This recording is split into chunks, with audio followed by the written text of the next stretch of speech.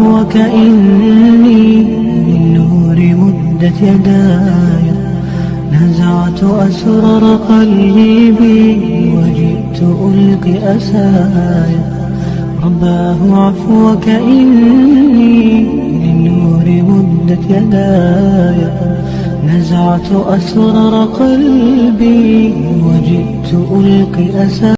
بئر زمزم. زمزم قدغة.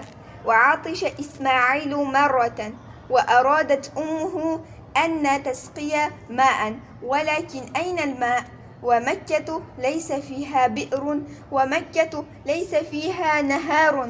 وإسماعيل chanqadi va albatta onasi ham suv topishlikni xohladi, va lekin suv qayerda? Makkada birorta bir quduq yo'q va Makkada birorta bir dengiz yo'q. Va kanat Hajar yatlubu al-ma'a wa tajri min as-safa ila al-marwa va min al-marwati ila as-safa.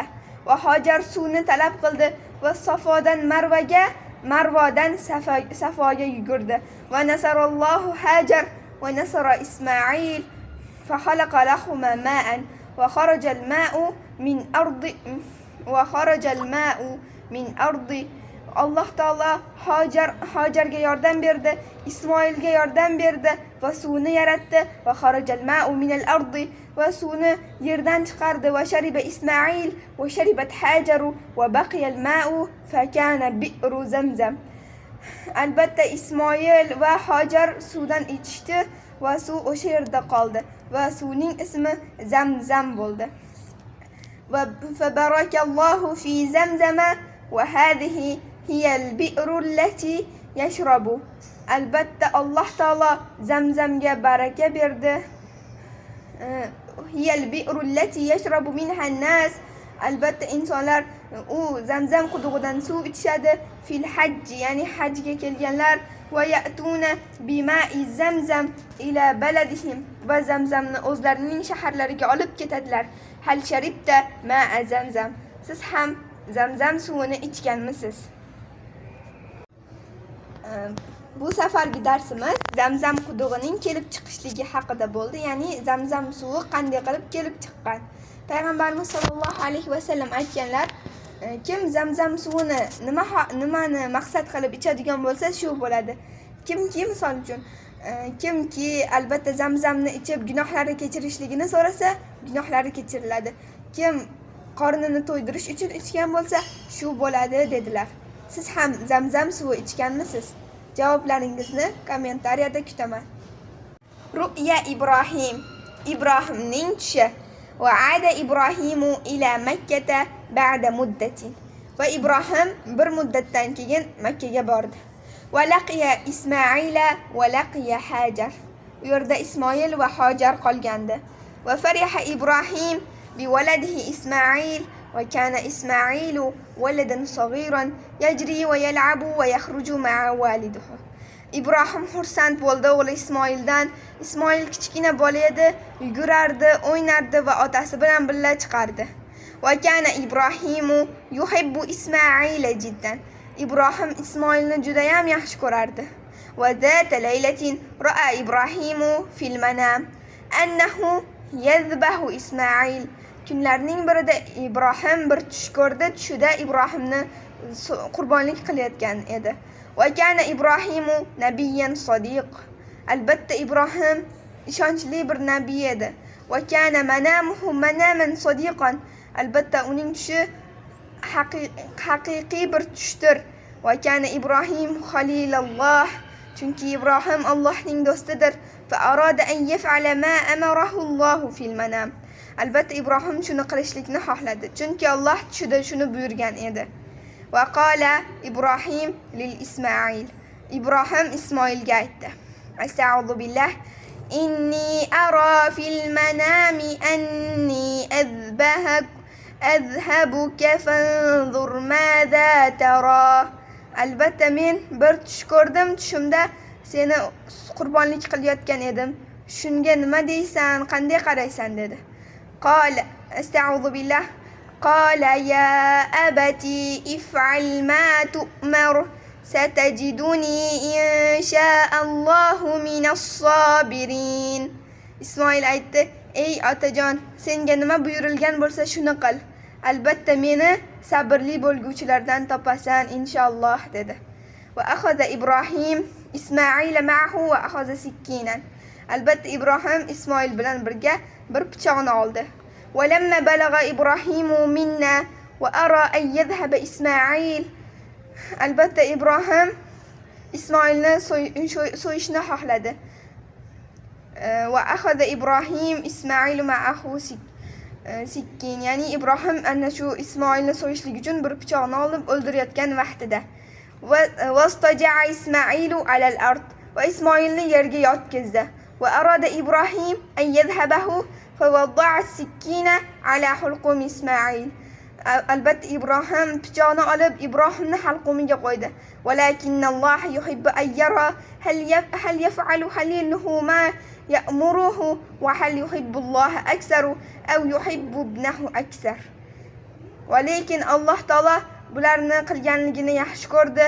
Albatta u halilulloh, Allohning buyrug'ini qildi va u Allohni bolasidan ko'proq yaxshi ko'rdi. Va najaha Ibrohimu fil imtihan. Ibrohim imtihondan o'tdi.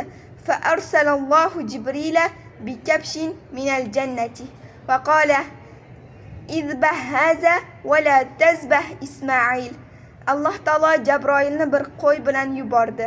Albatta jannatdagi qo'y bilan yubordi va aytdiki, mana shuni qurbonlik qilgin, Ismoilni qurbonlik qilma dedi.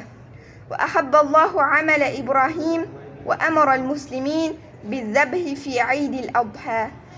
Albatta Alloh taolo Ibrohimning amalini yaxshi ko'rdi va musulmonlarni Qurbon hayitida qurbonlik qilishlikka buyurdi. Sallallohu ala Ibrohim xalili va sallam va sallallohu ala ibnihi Ismoil va sallam. Allohning xalili Ibrohim sallallohu alayhi va sallam va uning o'g'li Ismoil sallallohu alayhi va sallam. Al-Ka'batu, Ka'ba. وذهب إبراهيم وعدا بعد ذلك وأراد أن يبني بيتا لله. إبراهيم bir vaqtdan keyin bordi va albatta Alloh uchun bir uyni qurishlikni xohladi. Va kanatil buyutu kathiratan va ma kana baytun lillahi ya'buduna fihi Allah. Va albatta uylar ko'p edi va lekin Allohga ibodat qiluvchi bir uyni qurishlikni xohlashdi. Va arada Ismoil an yabniya baytan lillahi ma'a walidihi.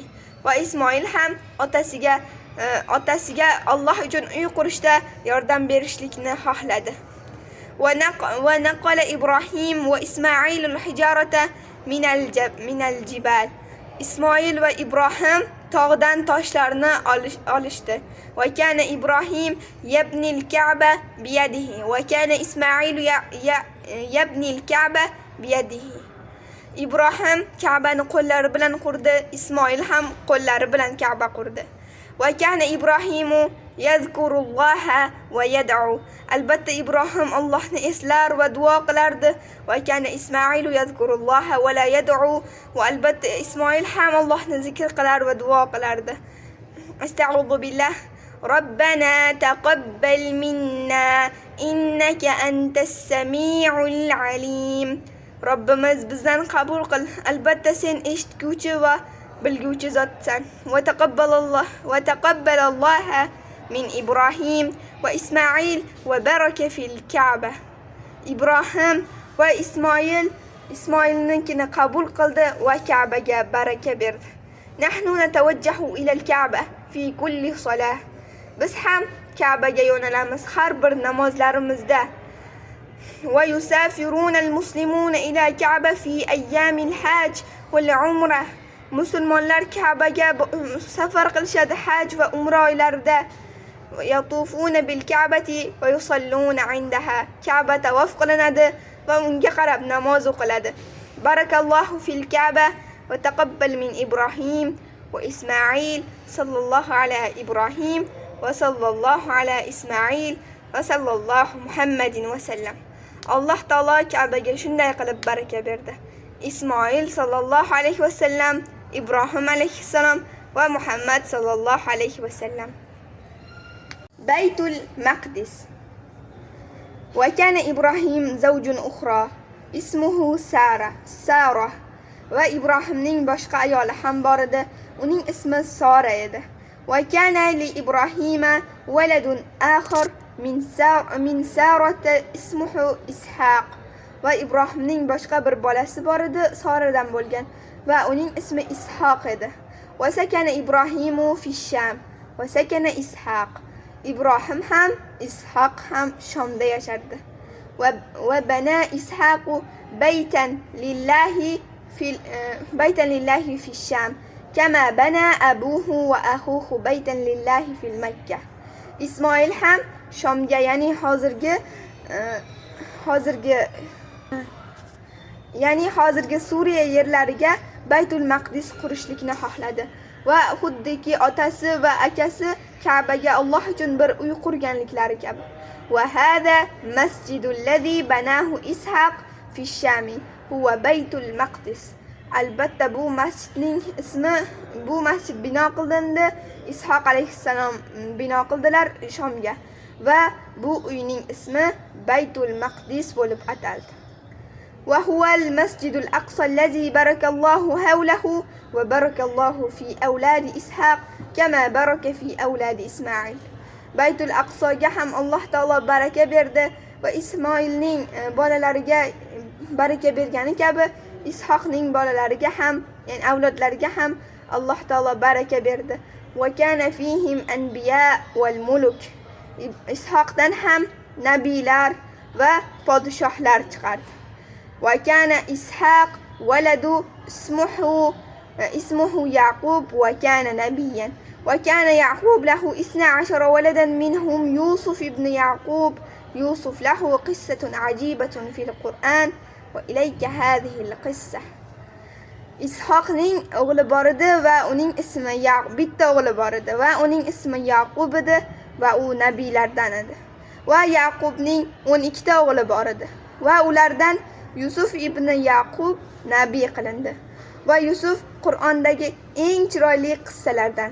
Hozir sizlarga shu qissani taqdim qilamiz. Keyingi safargi darsimiz Yusuf alayhissalom qissasi, ya'ni Qur'ondagi eng go'zal qissa, ahsanul qasos. Assalomu alaykum va rahmatullohi va barakatuh.